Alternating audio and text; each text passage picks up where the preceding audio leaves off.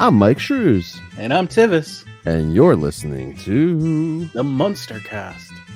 Episode 81. Yeah.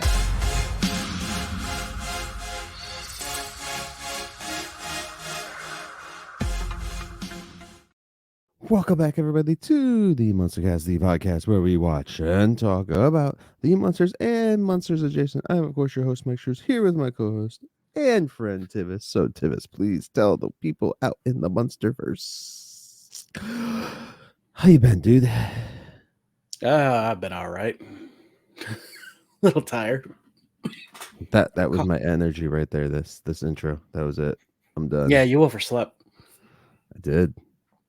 I overslept, and it's still only 5:30. All right, guys. Real quick, let's jump into the dirty business before we get into this episode. You can find the Munster Cast on all social media platforms as Facebook and Instagram and Twitter, whatever it is now. You can also check out Tivis on different platforms as well, where he promotes the podcast too. You can also swing on over to youtube.com/@TheMunsterCast and see our pretty ugly faces every Munster Monday. Dun, dun. You can also visit TheMunsterCast.com. Over there, guys, you get to see all of our content in one spot. You can go over there, find our videos, our audio, any blogs, guest pages where you get to read a little bit about our guest bios, get to see our bios if Tivis ever finishes one, and you get to go over there. There's a Munsters Today tab where you can have a little bio about the Munsters Today. Plus, then there's two separate things in there as well of photos from each individual season. It goes as we're watching the shows. We're going to upload new photos as we're watching. So definitely check those out, especially if you're trying to get a hold of Munsters Today photos and stuff. I know there's not a whole lot on the internet right now, except for pretty much what we're putting up. I mean, yeah. You can also click on the store tab or just go over to themunstercast.com/merch shop and pick up an awesome Munsters tee. There's a Munster shirts there. There's a Munster Cast logo shirts there. It's election season, so pick up the Grandpa Herman Dracula Munster. Yeah. Munster Dracula election shirt that's over, guys. That's probably one of the cooler designed ones that I love still. So I'm probably end up picking myself up another one or two in different colors. So I have it in white right now, and it looks good in white. It's designed after an old Kennedy ad, actually. It is. Yeah, I was just thinking of other people.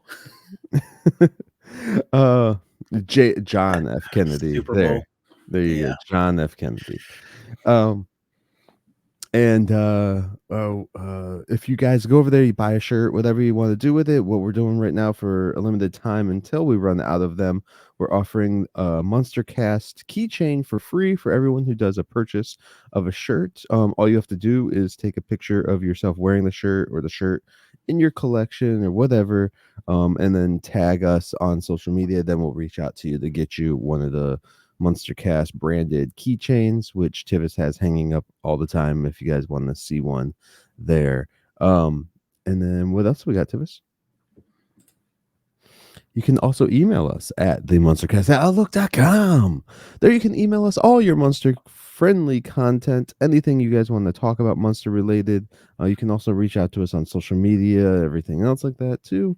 You can also click the microphone icon on the right hand side of the screen on our website and leave us a voicemail as well if you wanted to do that, which we can also play on the show if you were want us to do that as well. Just let us know at the end of that voicemail. For the email itself, you can email us whatever you want, just Munster related, guys, or if it's about the show or about trying to get onto the show or anything like that. If you know anyone that you think should be on the show that you actually know, not just be like, oh, hey, get Rob Zombie on. It's like, yeah, that's not going to happen anytime soon. So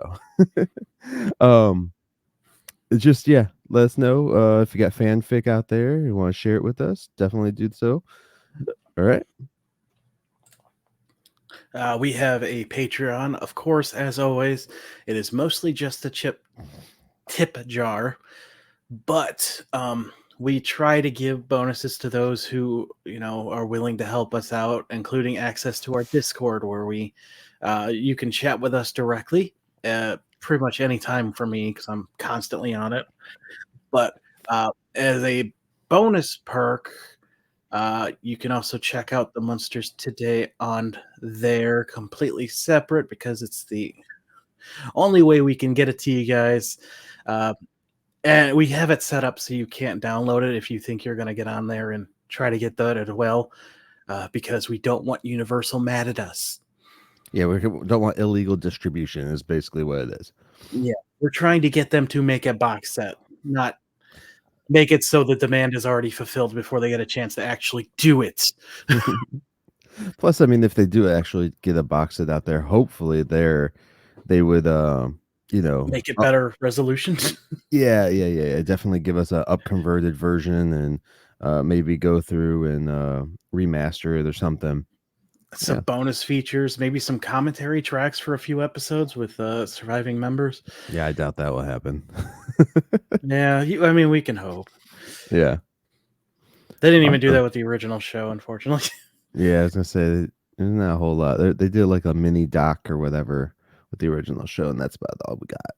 Yeah, they could go to the Doctor Who route and have people sitting on the couch watching the episode, which is real weird. But this is 2024. They could just AI people in No, they can't. AI is bad, Mike. We learned that last year.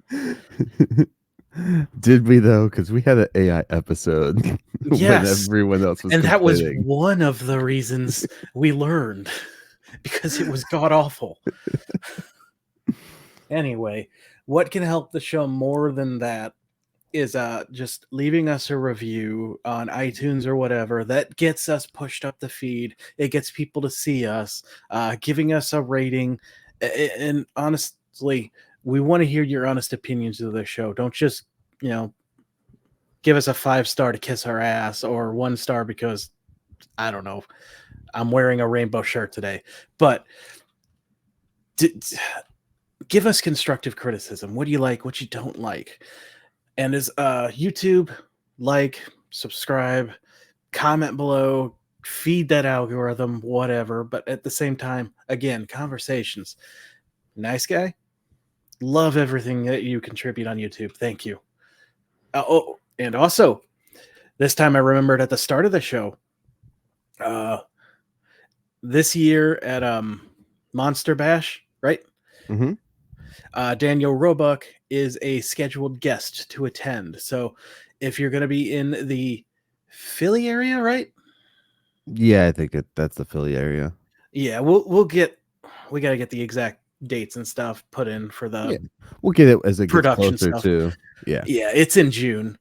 But if you're going to be in that area in June, stop by, say hi, tell them we sent you. Yeah, definitely, dude. All right, and then finally, guys, real quick, you don't have to do it, but if you love stickers, custom shirts, custom coasters, custom whatever, keychains, anything, swing on over to themunstercast.com/sticker meal and then the number 10. So sticker meal 10, and then you get like a $10 credit, I guess it is, onto your first purchase or what that, guys. This and then is your project, not mine. Yeah, and it's like basically an affiliate link, just so you guys know. So if you do click that or go over to that link, we do get a $10 credit as well for everyone who does that, which helps us be able to do merch and stuff too. So definitely click on that or go over there and whatever you want. So and they offer awesome stickers, guys, so you can get some pretty cool merch from them. And then again, that's what I was gonna say, that's a hell of a lot more than Amazon gives for our buying the box sets through us. Now, I mean, it's not money in our pocket. It's like just a credit on their website. Yeah, but yeah, it's something we can actually use. Yeah. It's a better incentive. So Yeah. again, that is the munstercast.com/sticker mule 10, and that's the number 10. That's 10. So yeah, definitely check that out, guys. It's a great site. If you want to swing on over to my Myke Shrews YouTube channel, there's a video way down in the feed somewhere of me doing a review of them a few years back. So definitely check it out. All right. So what we I mean, got doing? if Oh, Amazon were to give us store credit, what the hell would we do with it? We already have the shows and movies and Marine. It's like, woo. Marineland, yeah. Yeah. That doesn't really help the show at all. No, So, no. I mean, I'll take the pennies they give us, but for this store, it's actually helpful. Yeah, definitely. All right, so what we watching today, dude? We are watching Murder in Munsterland. And right off the bat, I'm going to call it. I was right with my prediction. Ha. Aha. Yeah. So Murder in Munsterland, Season 2, Episode 4, 99th Munster episode overall. Aired Saturday, October 28th, 1989. Written by Ron Jarvis and Philip A. Scorza. Ooh, sorry. Sorry about that. What?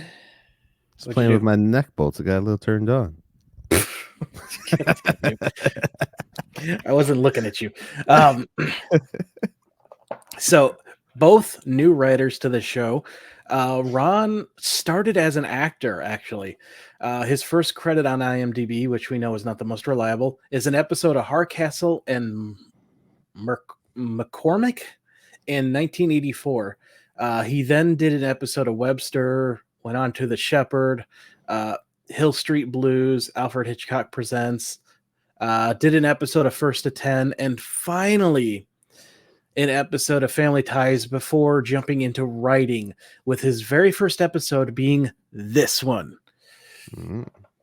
Okay. Then after that, he went back to do another episode of First to 10, 3 episodes that we deliver, and his only other writing credit is for Star Trek The Next Generation, Season 5, Episode 5, Disaster. And that it was. No. Oh, you didn't like that one? Okay. I'm just, I'd have to look and see which episode it actually is. But yeah. All right. So Philip A. Scorza has only got 2 writing credits to his name. The first being this very episode. And can you guess the other one there, Myke? No. That same Star Trek episode. So Philip's short writing career was basically to co-write with Ron. And that's the only credits on his IMDb.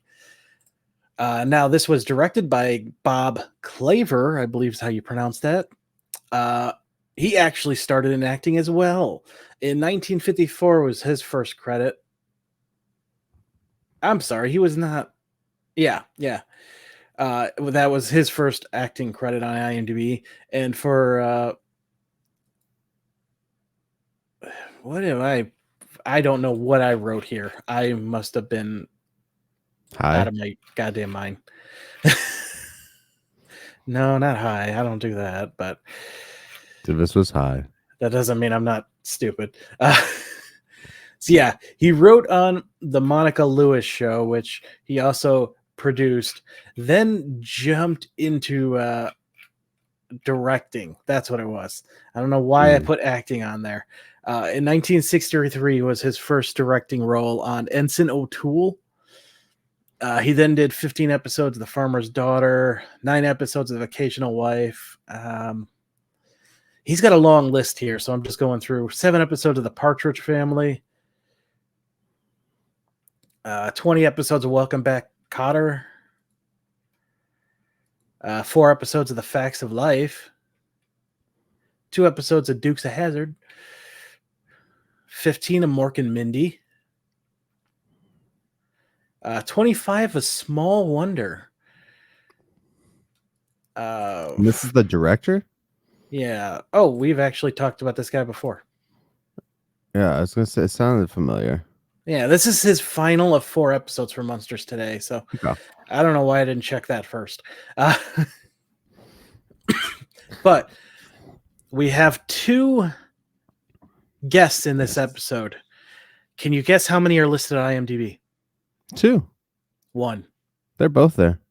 No, they're not. Yes, they are. Did you add it? Because when I checked, I only saw one. No, they're both there. Leslie Eastbrook was listed as the neighbor, and that's it. And Michael Bell is the other neighbor. I didn't see his name. Yeah, he's right on IMDb, dude. I think I need to hire a new co-host to actually. You didn't pay attention. Rest of cast listed alphabetically. It doesn't Why is he have that? It's part of my top cast on mine.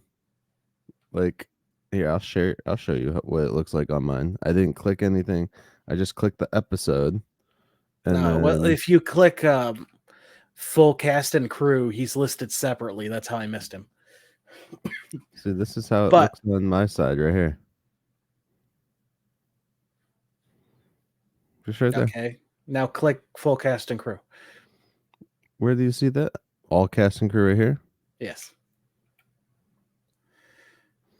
Now scroll down. See how he's separate? Interesting. Yeah. Yeah, I didn't care. I paid attention to the other thing. More importantly, I noticed in this episode, you know, we're only 4 episodes in, and I'm embarrassed to admit this, but they actually give credits in the credits now. Yes. Huzzah! That was my biggest annoyance in the first season of the show. Yeah. All right, so let's start with Leslie Eastbrook, who plays Dolores.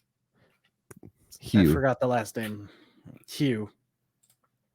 I think. Wait, hold on. Dolores Heath. Sorry, Dolores Heath.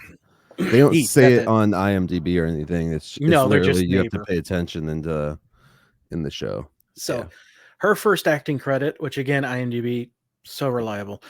1980. Just Tell Me What You Want as a hospital nurse. Let's see. She went on 51 episodes of Laverne and Shirley as Rhonda Lee. Mm-hmm. Mm-hmm. She was an episode of Dukes of Hazzard, Police Academy, 2 episodes of Love Boat. She's a connection. She's a connection to Rob Zombie as well. Oh, really? Do you want a very big connection too? Do you want me to try and see what it is, or are you gonna just say it? I could tell you. So, in Rob Zombie's, probably the movie everyone says is Rob Zombie's best film to date, like ever made. House of a Thousand Corpses. Devil's Rejects, the sequel to House of a Thousand Corpses. Yeah. She actually plays Mother Firefly in that film. Mm. And then she also shows up in Halloween, Rob Zombie's Halloween, the first one, I think it was, in there as well. So I was like, that's kind of cool. Yeah, I mean, if you're fans of Police Academy, she's Lieutenant Callahan in like every movie. Yes. Oh yeah. See, she played Delvin Kalowski in Ryan's Hope for 23 episodes. I need to rewatch Police Academy, dude. Damn it. I do too. She did a voice in Batman the Animated Series, so that's pretty cool. Mm-hmm. I'm just going through. She did another voice in Superman the Animated Series. God, those shows were the best. She did a string of movies starting in the late 90s, early 2000s. I'm just going through these. There's the Devil's Rejects right there. Oh, she was in that Halloween film that. That's what I just said.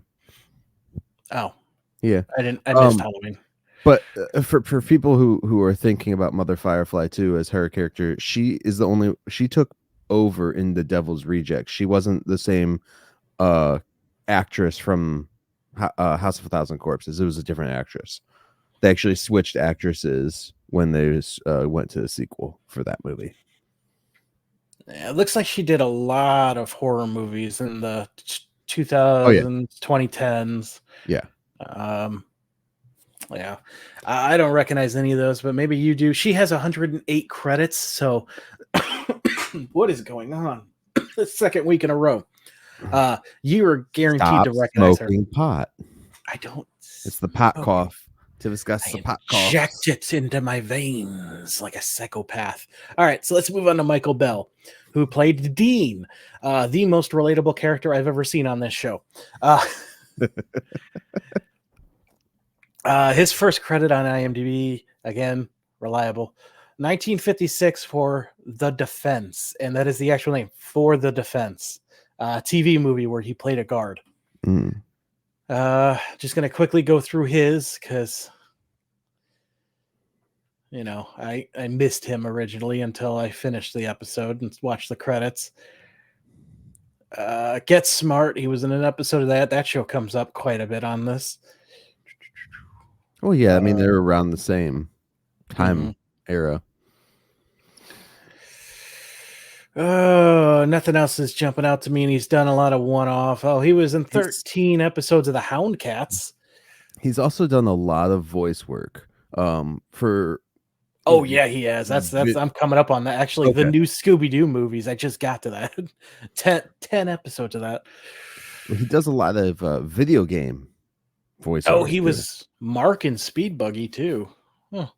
Yeah. As far as like movies go, the only one that really caught my attention from him was Cars. Because I had seen Cars like 100 billion times when my kid was getting older. MASH. Well, he keeps coming back for Scooby-Doo, which is great because who wouldn't? It's Dino Mutt Hour. Oh, he was Dr. Frankenstein. He was. Oh, there's a connection to Universal. Oh, he voiced Plastic Man in the Plastic Man animated series. Yeah. And he was also in several of the Star Trek video games as well. So he was Grouchy Smurf once. Dun dun dun dun. He was in Mork and Mindy, Laverne Shirley, Fonz Hour.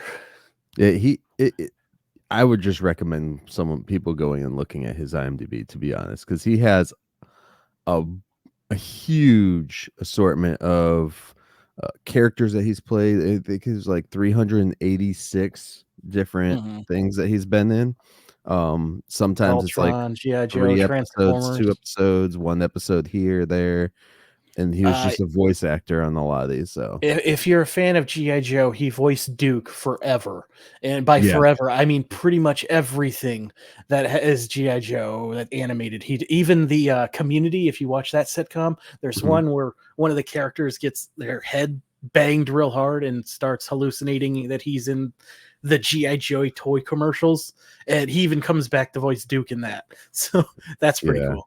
That's awesome. Yeah.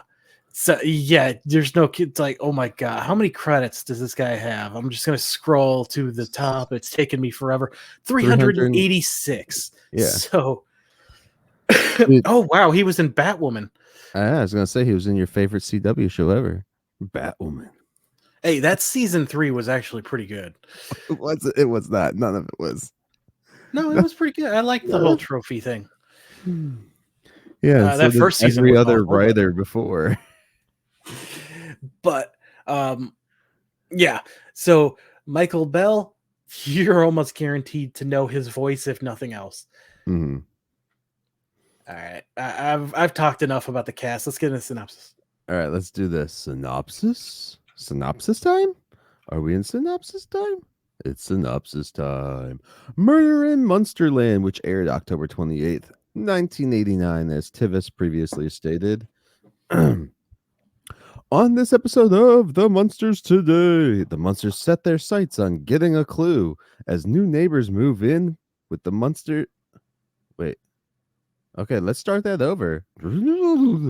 On this episode of The Munsters Today, the Munsters set their sights on getting a clue as new neighbors move in. The Munsters invite them over for a fun-filled game of murder and pudding. Will the neighbors want to play a game? Will this be a prequel story to the Firefly family? Will chaos ensue? We'll find out on this week of The Munsters Today. Firefly family? Firefly family. Firefly family. Flamly? Flamly. All right, so we open with Herman and Grandpa getting clues together for What at the time I could only guess has to be Murder Mystery Party, and this is where I put I was right. I was right. This is the first time my predictions have ever come true. I mean, we both said that, and we both said the Raging Hormones was going to be about Eddie, and we were both right on both of them. So Yeah, but I had no idea what the story was going to be, just that it's centered on Eddie. This is the first time I guessed this. I didn't guess the neighbor part, though. So I was half right. So Lily is peeping out her window at the neighbors that are moving in, and I'm wondering if this means Marilyn's boyfriend is gone. The husband is carrying the couch all by himself while his wife sits on it eating bonbons. And we see this guy later, and there's no way he's as strong as Herman. That's impossible.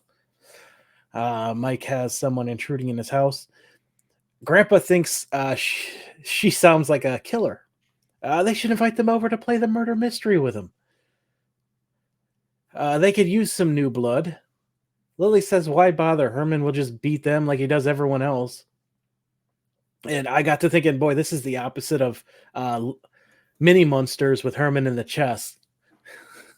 yeah. So Eddie comes in talking about how he was going to help carry the stove in, but the guy's wife paid him $5 not to help. And just so people know, that's $12.73 with inflation in 2024. Because inflation matters. It does. I've converted every other price that's come up on this show. I'm not going to stop now. Grandpa thinks that that settles it. She's trying to kill this guy. It truly seems like it. It does. We definitely have to invite them over. Eddie is sad he never gets to play. Herman bends down and says in a very, very serious voice, I don't want to hurt you, son, but when I play the murder mystery game, I play for keeps. Which confuses me by like what this game actually was before like they started it. I'm like, wait, are we actually killing someone? Here's my thing. Somebody has to be assigned to the killer, right? So someone has to assign that. Yeah. But later on in the episode, and I know we're jumping ahead a little bit, it seems like nobody knows who was assigned that. Like, do they just shuffle it and hand it out at random? Maybe. I mean, that would make the most sense. Yeah, if that's how they did it.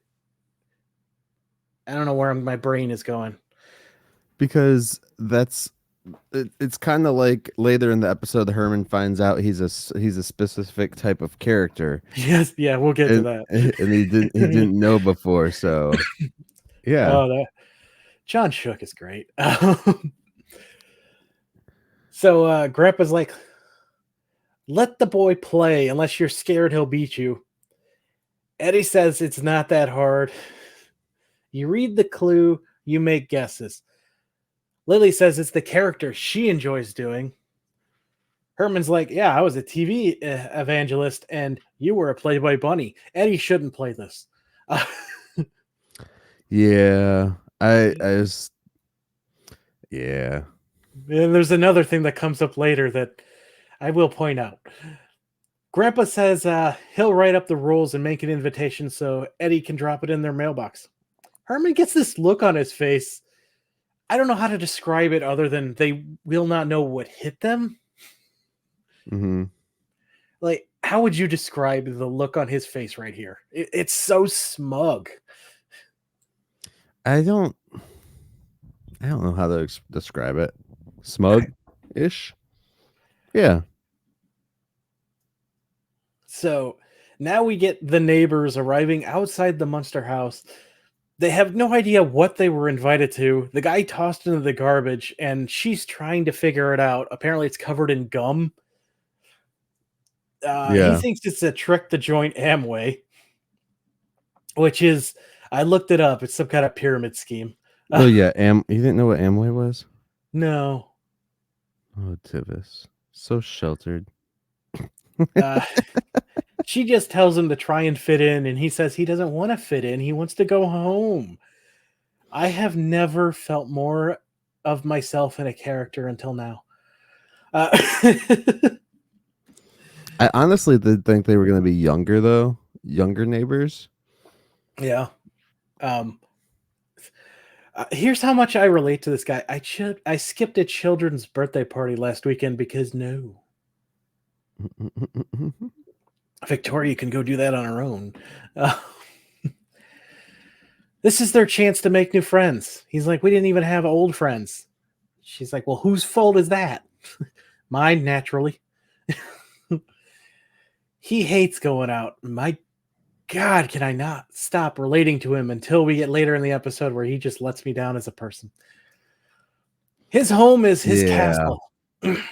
She says if he blows this, his throne will be in the garage. And that is the best comeback ever. Finally, they ring the doorbell, and we get that awesome funeral march sound. Lily rushes down to greet them. She begins introducing her. What's the funeral march sound, Tivis? Here comes the bride. Oh, no. Wrong one.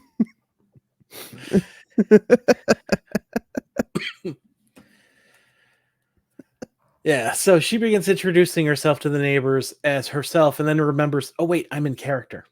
Hey, don't pass over me. Acknowledge me. You are not the tribal chief. I am the tribal chief. So the neighbors, then the lady introduces herself as Dolores. Oh, God, I almost had a flashback at this part here where she says, this is Dolores, and then she's like, you're supposed to say hi, Lily. And he's like, Lily, this is my, whatever his name is. And I was like getting flashbacks of Herman's like, Lily, Lila, Lola. Yeah. Like, oh, God, no, please stop. Please don't do that again. Yeah, Dean is like hiding behind the door, and she's like, this is my husband, Dean. Dean, say hello to Lily. Or say hello, Lily. And he pops out, hello, Lily. Say hello, Dean. So he's like, hello, Dean. Now say hello to Lily. Like, this guy is so corny. It's great. I'm so confused though why they would invite them over for this and never have met them before. So it's like the first time they're meeting, they're instantly jumped into a game. Yeah, you would think that they got the rules before just going right in, but no one bothers to double check ever. So they did send them a thing. Yeah. That was ruined. I don't know why that played through there. They sent them bubblegum, I believe she says. Yeah. Because the guy he threw it in the trash. Yep. Which is what I do with invitations. I'm gonna let your wife know that one. Why? She watches me do it. Like, except I throw it in the recycling bin because I'm a good person, even though we found out recycling is a sham, apparently. I'm sad. Anyway, they walk into the house and she's looking around. She's like, I was just telling my husband how I was so excited to come over and see what it looked like in the inside. Wasn't I, Dean? He's like, probably. You just don't see houses like this from back in Iowa. Dean adds, not even in your worst nightmares do you see houses like this. Lily loves that compliment and asks what brought them to town. Dean begins wonder. Oh. No, go on. Okay, Dean begins to wander off before Dolores stops him. Yeah. He's the new assistant commissioner for public works at Mockingbird Heights. I don't know what any of that means. I didn't bother to look up that job title. It means he's getting overpaid for doing something. Relatable. Lily tells them to introduce themselves in the living room and then tells them, good luck. And Can I just add, Spot's collar is just hanging there, and not a single person mentions it. Like, I feel like that would be something that they would point out. I mean, like the neighbors pointed out, Yeah. they probably don't know what the heck it is. It's just like a decoration to them. They don't think it's necessarily a collar. Yeah. But Dean begins to worry what the hell she means by good luck, and Dolores tells him to stop being a little baby and get the hell out there. They then meet Grandpa. He is playing Captain Horatio Howell, wife to Lily Howl. Howell. He is a wealthy racehorse owner. He then introduces the professor, who is in the urn, before jabbing his cigar into it. The whole grandpa being Lily's husband in the storyline of the game, it gave me flashbacks. Yep. This is when Lily comes out and says that's the professor in the urn, and this is my husband. And I literally wrote, "Oh no, not again." Dean's like, "Oh, she's young enough to be your daughter," and Grandpa makes the perfect face. Yeah, he gets so pissed off about that. It's so crazy. The neighbors are freaked out by all of this and attempt to leave, but enter Ricardo Dandy, played by Herman. Herman kisses Dolores on the hand and says he heard her sing once and was utterly delighted. Dean is like, "Wait, don't you only sing in the shower? Was this guy peeping on you?"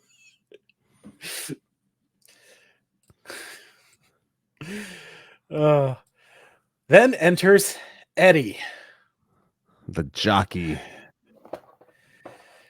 Herman and Lily sneak a kiss and wink at the neighbors. They're like, "What the fuck?" Eddie is playing he's playing a jockey who got banned by the professor. Mm-hmm. Lily asked Ricardo to come to the kitchen. Eddie, yeah, I know it's an actor. Like an Aussie? I know it's an actor playing a character, but Eddie, the character Eddie, actually can act. Yeah. If that makes sense. Does that make sense in your head? You know how like sometimes like they'll have characters that just can't act. Yeah, I know what you mean. Okay. I don't know if I agree with you, because he goes fully into the character, but that doesn't make it enjoyable. They're all method actors. Lily asks Ricardo to come to the kitchen and give her a hand, and Herman says he would love to give her a hand, and then smacks her butt in front of the child and her father. That's mentally scarring, and the neighbors are. Why is that scarring? Why is that scarring? No one wants to think about their parents doing shit. Shit, you should be at my house and hear the stuff I say. Your poor kids are going to need therapy. So the neighbors are extremely confused by this and like, "Oh my God, we're watching an affair." Eddie asks for a light on his, I don't know what it is. It's too small to be cigar, but I think it's a cigarette. It's like it's a cigar. It's just a tightly wrapped cigar. Yeah, it's just a smaller one. Lily like runs back out before he can start smoking it and says, "You're coming with me." Yeah. Grandpa reads a clue that he found, and it says, someone's having an affair with my wife." He didn't find it. Eddie hands it to him. Oh, someone's having an affair with my wife. Please excuse me. Yeah. So he gets up, and then the way he says it, it's just like anything else in the say whatever. The neighbors both look at themselves, and Dean is like, "I thought our old city was weird." Dolores tells him not to be rude. He's, "I'm rude? She's having an affair. The little brat is hitting me up for a job, and there's a cremated corpse in the living room. There couldn't be any more rude." Yeah. And then as they're going on with this, who pops up from the dungeon? Before that, there's some great banter. I don't know if you caught this, but let's just go home, lock up the windows and doors after we eat.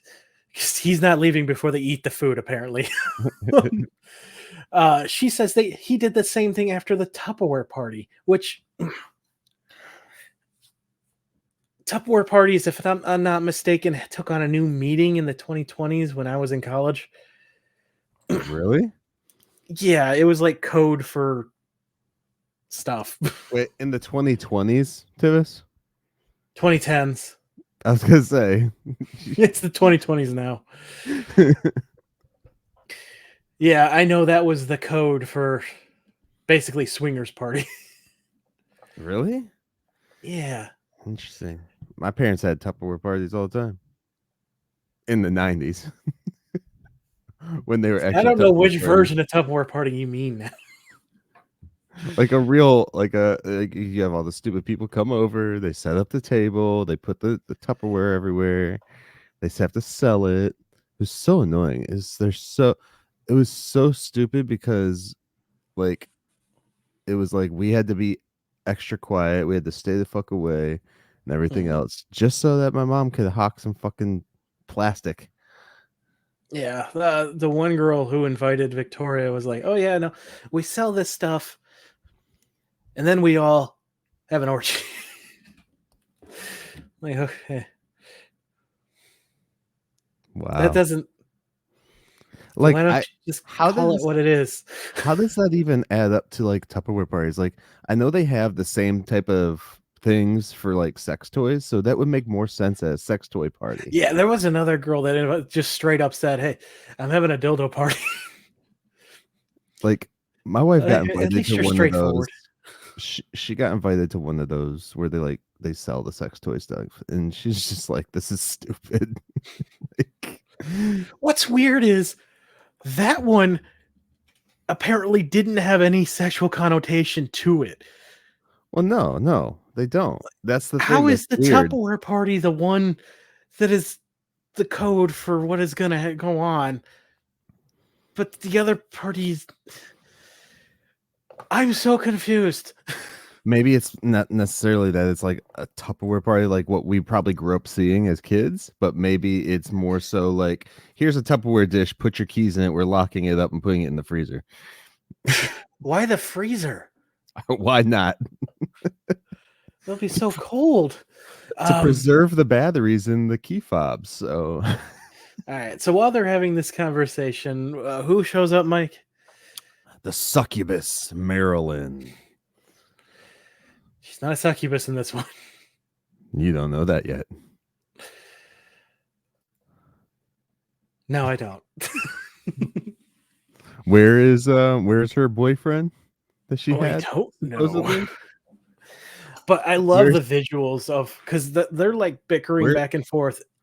Where's Howie? Where's Howie? Oh yeah. Oh my God, I didn't think of Howie. Please come back, Howie. I hope you're not gone. Succubus Marilyn got him. She didn't want him. Anyway, they're talking. He kept being around, so she just took his life anyways. And I love the visual that we have here of the trapdoor just opening, this bright green light shooting out. Yeah. And then up comes Marilyn in bro. What is it? Funeral garb. She's in a black dress and then this giant pearl necklace. It's weird. And like what is that thing they wrap around their head? It's just a scarf. Okay, well, a scarf. And honest to God, at this point, I was wondering where she was because she has not been in this episode at all until now. It turns out she's playing the professor's daughter. So a quick recap for everyone who's having trouble following along with this dead person they have in the room. Grandpa owed him a lot of money. By dead person, we mean ashes. Yeah. Grandpa owed the guy a lot of money, so there's his reason for killing him. Lily hated him, so that's her only reason so far. Herman, I can't remember if he even said. I don't think he had a reason. Eddie, no, he didn't. That's because he's got a special thing coming up. Yeah. Eddie was fired by him, and Marilyn is apparently money hungry and mad that she wasn't left in his will. Also, as she introduces herself, she's like, "You want to feel my scar for my She's like, lobotomy?" she's She like, goes all into this character. yeah, she like lifts her scarf up. Dude, her eyes. She has crazy eyes this whole episode, bro. I can't wait to get to the dinner part later where her comment. And then she's like, well, it was something about how she is from an asylum. Yeah, she's like, don't tell them. They don't know I'm his daughter. They just went and picked me up. They checked me out of the asylum 2 days ago. and just started taking pictures of me. Yeah, and making me pose for photos. What the fuck? What the fuck? There's a lot of what the fuck moments in this episode. There is so much to unpack. Yeah. Dolores is like, oh my god, we have to save this child. Yes, you do. Please help her. Lily comes rushing out asking how Claudette, which apparently is her character's name, got out of her restraints. Oh, she says if she behaves, Claudette can join them for dinner tonight. Marilyn gets that look on her face again with her eyes. Can I use the silverware? And Lily just deadpanned. Yeah. Only the spoons. Which then they walk over to the table anyways, and she grabs this might be the biggest knife. my favorite interaction of this whole episode between those two. Oh, good. She then tells the neighbors that the girl suffers from 7 personalities. So Marilyn has a lot that she's working with here. Mm-hmm. The lights go out. Gunshots can be heard. The lights come back on. Claudette has been killed. There's a note in her hand. It's for Dean. And Dean is having the biggest panic attack. So now we come back from the commercial break. Dean reads his clue. Ricardo, all the family scatter, and it's just Herman, Dolores, and Dean together in the room with Marilyn's dead body. And Ricardo is actually Detective Patty O'Blarney working undercover. Well, Herman's not there yet. They're like, well, where is he? Yeah. They're like, I don't know, but I want to thank you, he says to his wife. She wanted them to fit in, and now they will fit into a coffin. And then they'll fit real nice into a grave. I love how sarcastic this guy is. They rush for the door as Grandpa sneaks out and pokes Marilyn. Hey, come with me. Yeah, the front just door to get her out of the scene. Yeah, is locked. So they rush over to the phone, but it's disconnected. They then notice that Marilyn is missing. Dean's like, oh, don't worry, another body will pop up soon. I really hope these two become regulars, but based on what happens later on, I don't think they will. I don't think they do, because no, they don't. IMDb says not. But yeah, that's always IMDb lied about the last neighbors. Yeah. So they say like, let's try the window. And Lily comes out and says, let's not try that, please. The security system is on, which means the moat is full and the bridge is up. The lights go out again. Herman enters the scene this time, and he's like, hey, the lights weren't supposed to go out twice, were they? And Lily's like, no. Can we address this whole moat thing? They do exterior shots, wide shots. Mm-hmm. There's no moat around this house. No, there's not. You can actually see the sidewalk come up to the house. There's no bridge in this house. Can we stop with the gag or like redesign the exterior of the house? Yeah, it would be nice if they had done that. But it is what it is. All right. Yeah, Herman's like, the lights weren't supposed to go out twice, is it? And Lily's like, no. And she breaks character and starts like, look, I'm so sorry this is happening. I'm gonna go fix it in, the lab. And Dean's like, all right, I'm gonna come with you. So Dolores goes over to Herman. Hey, I know you're a cop. And Herman's like, I am? But then he doesn't even get told his character, so he must have been told already. This was the time to switch, because he goes right into an Irish accent, which makes me so He jealous. says, or she says his name, which is does a she? Okay, Irish. that's Yeah, how. yeah. And that's how he goes into this really heavy leprechaun-y voice. Ooh, me lucky charms. Yeah, Type well, I shit. can't even do the terrible Americanized version of it, and it makes me sad because I really like Irish accents. But she begs, it's like, can you help us get out? He's like, I can't. Can you protect us? I won't. At least tell us who the murderer is. I wouldn't even if I could. He really thinks she's committed to her character. He Mhm. tells her if he was a worm, she could cut him into 6 pieces. Each piece would crawl off in different directions and solve this murder. He hands Well, her a good for lantern you. and walks off set. Yeah. It's like, boy, they weren't kidding. Herman is in this to win it. Oh, definitely. Yeah. And I'm not sure how you win it unless you guess who the killer is. Yeah, you got to guess correctly, but 2 of the people don't even know who their characters are. So Very true. Lily asks Dean what he's looking for as he's like searching the place and gets attacked by the tentacle creature. He says a way out, and she's like, there isn't one. Which I don't know if she's meant to be in character or literally telling him there's only one way out of the lab. He has to level with her. He's desperately telling her that he really wants to go home. And she tells him, look, and she's back in character now. You have to kill my husband. Dean starts to respond before Reg. What? I love this interaction too, because she's like, "You have to kill my husband," and she's like, "And you should think about your answer, because if you don't kill him, I'm gonna have him kill you, so that he doesn't know that I had you try and kill him." So at this point, I'm like, oh, Lily is the murderer. But turns out later on, probably not.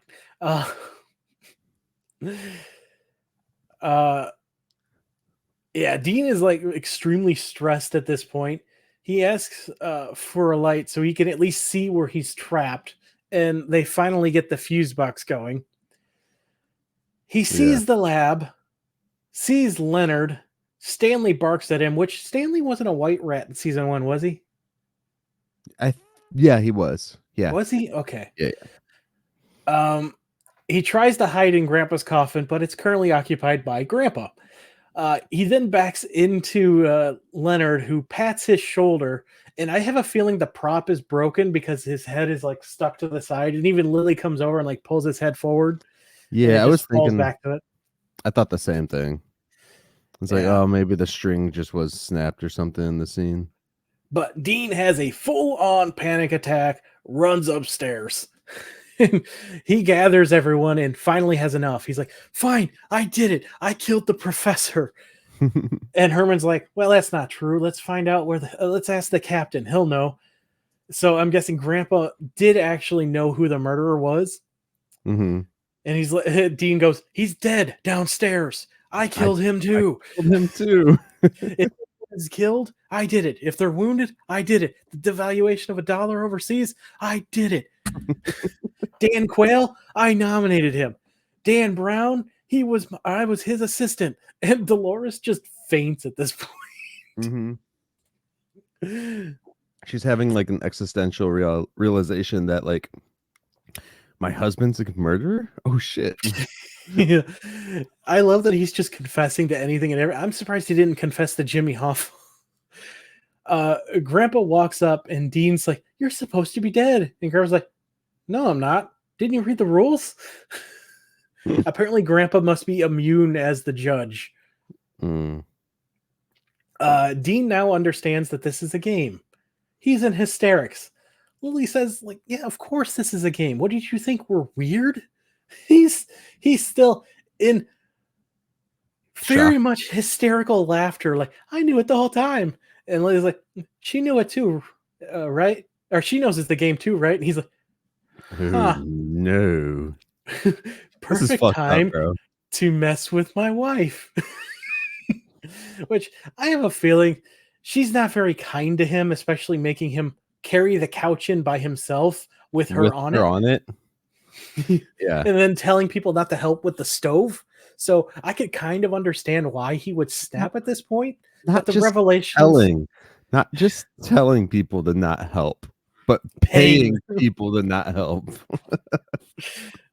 So he like wakes her up and tells her, I know you're the murderer. And she's like, what? 23 years I've cleaned your knives, wiped your gun, cleaned up your messes. Now is my time to get even. Again, I feel like a lot of that is playing up to the game, but some of it is his feelings. Uh, Mhm. he's going to regret this later. Grandpa tells him to look in his pocket. He opens it up and there's a clue someone snuck in there, probably Grandpa in the dark. He pulls it out and then like salutes the captain. uh, he reads it. Okay. I know that you go to the racetrack often. And Herman jumps up saying she would wear the red wig. I've seen her there. Totally forgetting his accent, by the way. Mhm. It Eddie comes and jumps goes. in. Yeah, It Eddie comes and jumps in. goes all the time. I've seen her at the $100 window all the time. And she's like, what? No. And shoves Eddie back into his chair and rounds on Dean. This is as crazy as when she thought he was having an affair with the sewage treatment lady. He's And like, Dean "Was." snaps at this point and feels like he can So get away with admitting stuff that he has done, right. which So turns at into a very messy therapy session. at this point, I wanna point out I am going to laugh about some of these things. However, Yeah. I do not find cheating on your spouse funny, No, that's and I horrible. am kind of sad that they actually went that route. Yeah. Yeah. Let's get into because at first I'm like, oh, is he messing with her still? But we learn no. She's like, well, when you thought I was in Wisconsin for the cheese festival, I was really in Hawaii with your boss. He's like, oh, I know you were in Hawaii. While you were there, I was with the next door neighbor. Oh, God. Yeah. Oh, God. And not only that, she goes, "Oh, that tramp." And he's like, Oh, "Yeah, oh yeah. yeah." So bad. Oh, he tells her to stop I do messing not around and oh, go ahead. I do not condone cheating, just so people No, know. don't do. That's the worst thing you're gonna like. So bad. No, if you're gonna do that, don't be in a relationship, flat out, or find someone who's into that lifestyle. Like the Tupperware party people. Yeah, I'm real glad they explained what it was before she agreed to go. That could be very awkward. Yeah, yeah, I think that's probably why they explained it. Um, you don't want to get people there under false pretenses. Then you just sound like you're trying to. Yeah. Oh, yeah. He tells, yeah, he's like, stop messing around and confess that you killed him already. And she's like, you're insane. She grabs the fire poker, calls them all insane, and then Mhm. threatens Grandpa with it. And Lily's like, stop threatening my father. Your Wait, father? I thought this was your husband. no, this is This my is my husband. husband. And Dean is in the background behind them, posted up against the Laughing. wall, laughing hysterically. Yeah. Dolores is now having a meltdown, not understanding what is going on. She's in like a Twilight Zone episode in her life. Marilyn comes out asking if they want dessert, and she just straight passes out again. Pudding. Grandpa's like, more pudding for the rest of us. Murder and pudding. Dean starts laughing out loud at this point. And now we get the final scene. Lily Well, is apologizing. we get our fake ending right there. Yeah, the executive producer of Splash. Yeah. Lily is apologizing for not making sure they understood it was a game when they came in, which, yeah, Lily, that's on you. Dean's like, don't worry about it. They gave him a whole new reason to live. And Dolores just glares at him. Grandpa thinks it's his fault. He's like, I swear I made the rules for you. And Dolores is like, no, Yeah. it's not your fault. My It's my husband stupid who screwed husband. up. Yeah. Herman says, well, regardless, you played it so well. He's like, if I could just give you a few pointers, you could even be at my level. Which Grandpa decides he's going to be nice and Mhm. says that is such an amazing compliment coming from Herman. Yeah. So they really admire how well Herman is at this game. Eddie asks if they want to join again next week, and Dolores says, oh, sure. She already knows who the murder victim will be, smiling at Dean. And the rest of the family turn to stare at him as we freeze frame. And this is how the Firefly family starts. I'm just saying, it would be a perfect, like, prequel to Rob Zombie's Firefly family. Wow, I can't talk today. Because now she's going to go on a killing rampage, kill her husband. We don't know if they have their kids already or not. Who knows? Yeah, we don't know if they don't have any kids at all. Maybe with 5 different people. Yeah. Yeah, I think they're going to have to do some serious talking after they leave this house. Oh, they won't. They won't. It seems like they're just going to brush over it. Never I be don't know. mentioned again. Uh, They always keep introducing these neighbors, though, like new neighbors, and then like they just disappear. mhm. And it's like, maybe stop introducing them as neighbors, but like People who different, live in the neighborhood. or even not even in the neighborhood. Like, oh, we met these people at the community center or some shit, Yeah, yeah, yeah. So that way it's like if they disappear, you're not like, well, they live next door. Yeah. So, final thoughts. I'll go first since I made you do it the last 3 weeks. This episode, it was fun. I'll say that straight off the bat. I had fun with it. I really enjoyed it in the beginning when we first met Dean, less so later on when we got to know Dean. Mm. So it's a mixed bag, but I think wrapping this messy relationship between the neighbors up in a murder mystery game with this family was incredibly smart to do. Yeah. For a first time writer, I think this two did a great job. And I'm going to be sad to see this director leave because I've enjoyed all 4 of his episodes. The acting was incredible. Marilyn, I think, took the MVP for me from this one. For those crazy eyes. Yeah. John Shook with his quick accent change. Just all around, I really had a lot of fun with this one. And it kind of makes me wish that I had gone to more of these murder mystery type things when I was in high school, because I had a bunch of friends that did it, and I was like, no, I'd rather stay home and play video games. So the second that Marilyn dies, her character Claudette dies in the game, I was just thinking to myself, oh damn, I kind of want to do this to somebody and not tell them it's a game. And then I got flashbacks to, I don't remember if you remember the movie, on our other podcast, Operation Babel, we talked about the movie April Fools. Yes, we did. And it kind of reminded me a little about that because nobody knew what was going on. So definitely check that movie out, guys, if you don't want to know what we're talking if about. you've played the amazing video game Until Dawn, half of that story is kind of that, and then the other half is actual supernatural. But yeah, that one's a really good one. Yeah. It also reminded me of Impractical Jokers with the Murr punishment. because we just watched that one the other night. It's a dead Yeah, naked body. but yeah, I really enjoyed this one. I had a lot of fun with it. I wish the neighbors hadn't turned out to been so scummy.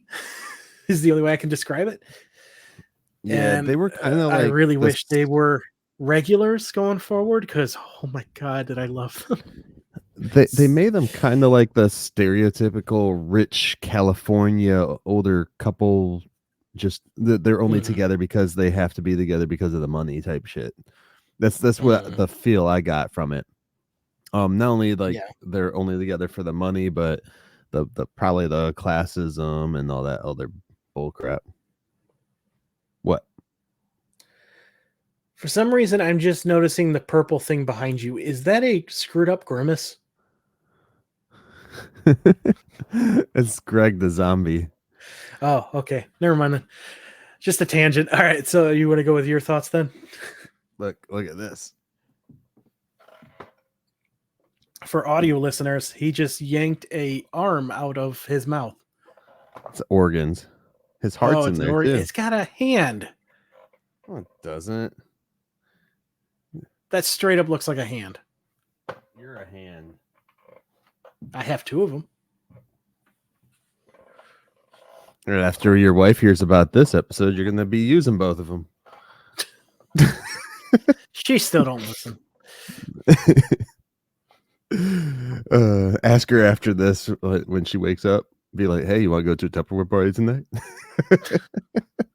She'll just laugh because it's become a joke. That's so fucked up. Dude, if any of our friends did that to us, I would be like, nah, we're good. I'm out. Peace. And probably wouldn't talk to them for like a couple weeks. Oh, yeah. Thoughts on the episode, though? No thoughts. Dude, so, I mean, you talked the most in this episode because I could tell you just loved the episode. I'm a huge murder mystery fan myself. Like, I love, of course, Clue. The freaking Clue movie is a classic. It's a classic. Everybody loves that. Knives Out is fun. Knives Out's good. What was the Glass Onion? It was pretty good. Glass Onion, that's what it was. It was okay. It wasn't as good as Knives Out though. I like Batista in it. That's the short amount we got. Yeah. I'm gonna have to rewatch. And Matthew Perry. So rest in peace. Matthew Perry was in it. Wasn't? Oh no, he wasn't. That was Edward Norton. I was gonna say that. How did you mistake those two?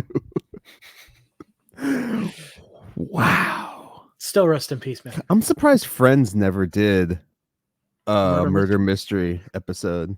You know, they only did a Halloween episode once in their entire run. We are taking forever with your thoughts. Anyways, my thoughts. Yeah, I love this episode, dude. I was watching it last night and like as soon as I saw the neighbor, I was like, oh shit, that's Mother Firefly.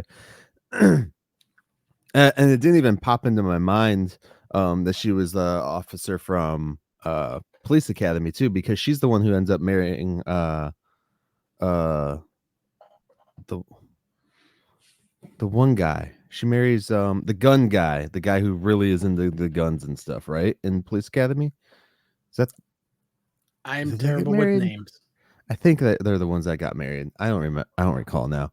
All I can think of is Hightower, and Hightower is just the tall black dude. Such a good act, such a good movie. Damn it! Stop talking about other movies, Michael. No, I enjoyed this film. Like I saw The Neighbor, I was like, oh, this episode. I saw The Neighbor. That's pretty cool.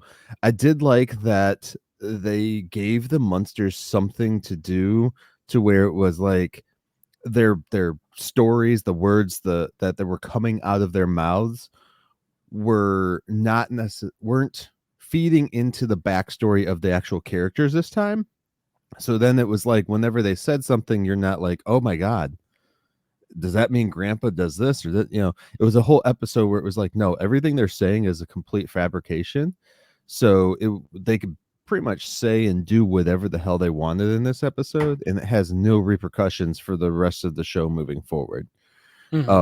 So that was a cool thing on the writer's behalf too, because then they don't have to worry about continuity later down the road of whatever the characters said, you know. I don't know if they did that on purpose or not, but if so, it was smart for them, because then no one has to worry about what details Grandpa says in this or Herman says in that, besides the fact that Herman's like really good at murder mysteries. Mm-hmm. Um, and Yeah, so when this episode ended though last night, it was because these are only like 20 minutes or something like that, 22 minutes. 22, yeah. Yeah, with the credits. And when it ended, I was like, I kind of want more of this. Like, Mm-hmm. it should have been a two-parter. Yeah. It felt something too that like a George Lopez or like a Home Improvement would have done too, on Yeah, that yeah. scale for sure. Or even Roseanne. Roseanne used to do like the Halloween episodes and stuff like that, where they Oh, would play they different were like the characters. standard for Halloween for so long until Yeah, Home Improvement came along. yeah, yeah. So yeah, I enjoyed the episode. I it sucks because I know we're not going to get more of that. Mm. But dude, freaking Marilyn's eyes. She had crazy eyes this whole episode. And it does it Can I use this silverware? and it was cool though too, because this actually got to show, I mean, we knew like um Herman, Lily, and Grandpa, they're like three established actors at this point in history when they got cast for these roles. But then it gives Marilyn and Eddie a chance to actually do a few more acting things in this element here to be showcase themselves, so they can get future work, later down the road too. Like, oh, Marilyn's got fucking crazy eyes. She's a crazy succubus, dude. And Eddie's, he's got this weird accent thing going on. I'm not sure. I'm not Was sure it? what I swear it was Aussie. It sounded like an Australian. I'm not sure exactly. But I just, yeah. It was But not good. But it was like a good episode too, where again, new neighbors meet these people and they're not freaked out by their looks, more Hmm. so their personality that they're giving off in this episode. So it was Eh, more understandable. And I had to send you the like the first 30 seconds of Herman and Lily staring out the front window. Yeah. Yeah. It's definitely reminiscent of when like Herman was like staring out the window in the original series to Oh watch yeah, like Marilyn. the pilot. Yeah. Yeah. So, um, I did want to point out though, we were talking earlier in the episode. It was something about how like the guy's part of the commission in Mhm. Mockingbird Heights. So I was going through some old photos that we had taken of some of the episodes throughout the whole time of doing our show here, and I realized there are three different newspapers that they have shown up thus far. Mm.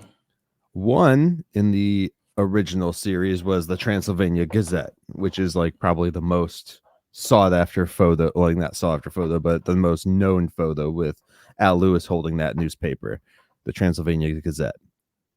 Then there was the one where Herman was mistaken as a mummy discovered in the original Mhm. series too. That was called Mockingbird Heights News. And then in this show here that we watched, not this episode, but in the Munsters Today, it is the Mockingbird Mirror. Hmm. So there's three different newspapers established already in this universe. I'm going to try and keep watching and seeing if we find more. Well, that's not that unusual. I mean, I could order whatever the one is called for the town I'm in, the Blade, which delivers to all of the Toledo area, But and the then fact the that, Wall Street Journal, which is a wider reaching one. but so Mockingbird Heights, though, Mockingbird Lane, whatever Heights, all that bull crap, it's just a neighborhood. Like it's an area, right? It's not like a town.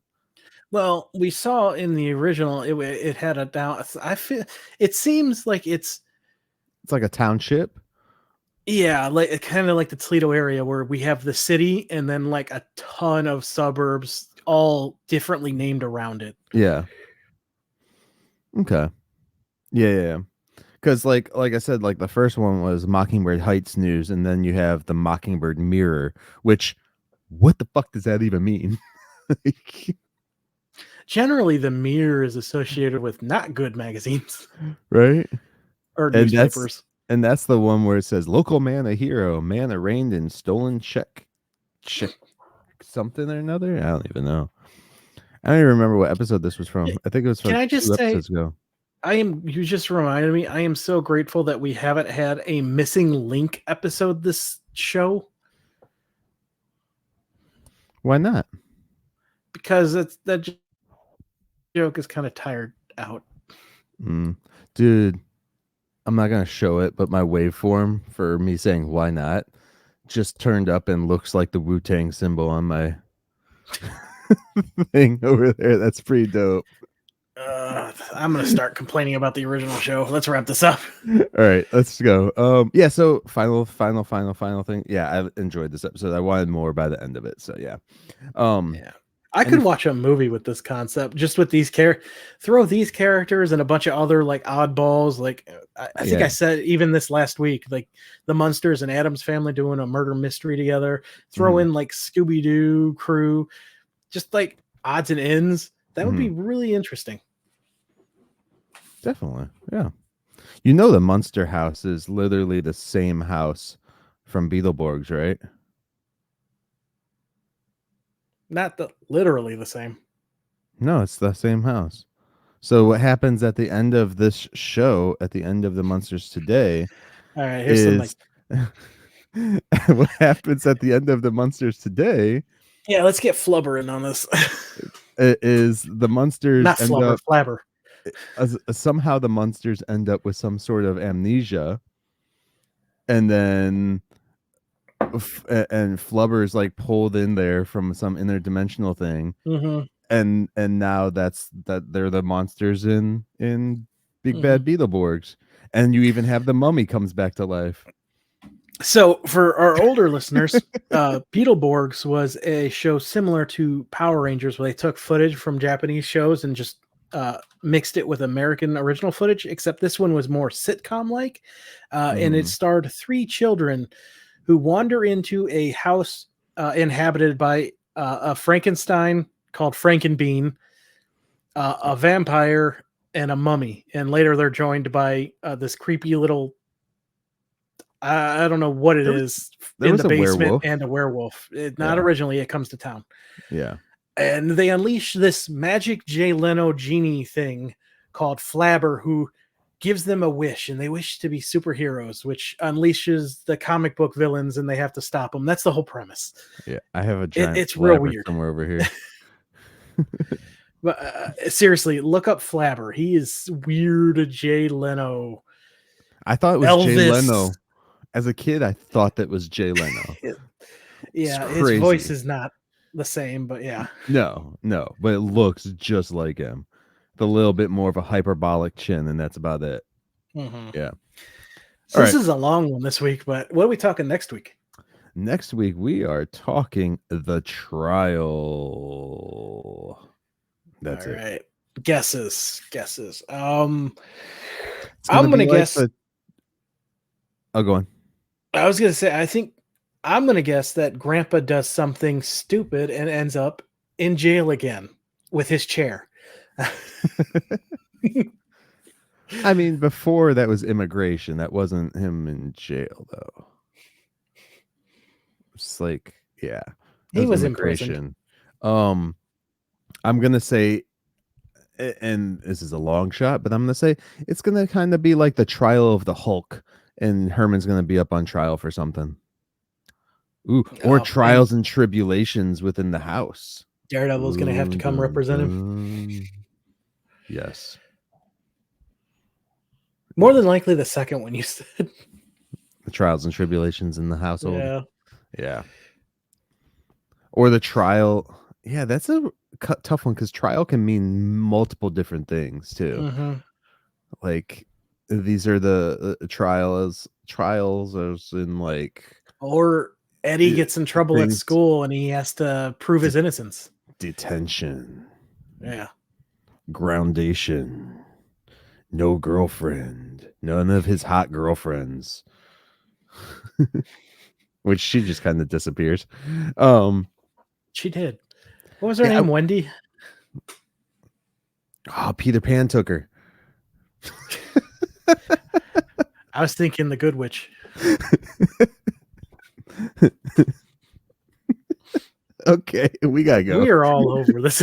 All right, guys. Last words today, Tivis. Any final thoughts on anything coming out? Anything to say? Be kind to one another, and there's a lot of horrible things happening everywhere, but do your part to bring some light in whatever way you possibly can to the people around you. Like starting a Munsters podcast. If that helps people, sure, but I doubt it. Shit, I was going to say something. What did you say? Be kind? Oh, be kind, rewind. Yeah. Oh, such a great movie. Is it Mos Def and Jack Black, right? I think that's who that is. Yeah. I don't know. You never see that movie, have you? No. All right. Anyways, with that all said, guys, thank you very much. And we will catch y'all next time on... Oh, shit. Wrong show, bro. All right. With all that said, thank y'all. And we will catch you next time as we take another stroll down 1313 Mockingbird Lane.